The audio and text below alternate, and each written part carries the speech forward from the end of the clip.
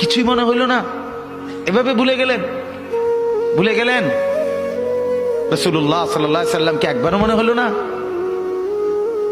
আল্লাহকে ভালোবাসেন, নবীকে ভালোবাসেন, আখিরাত চিনেন?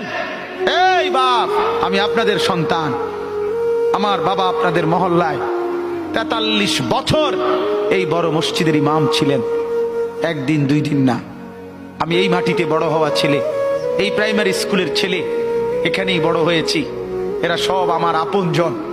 আমি আমার আপনজনদেরকে শক্ত করে বললাম, আমি যদি কারো ভাতিজা হই, আপনি আমার চাচা। আমি চাই আমার চাচা যেন হয় জান্নাতি।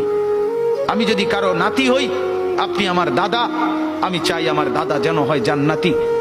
আমি যদি কারো ভাই হই, বন্ধু, তো আমি চাই ভাই, দুই ভাই মিলে একসাথে হই জান্নাতি। আল্লাহ তোমাকেও তৌফিক দেন, আমাকেও তৌফিক দেন। দোয়া করি বাপ, দোয়াও চাই।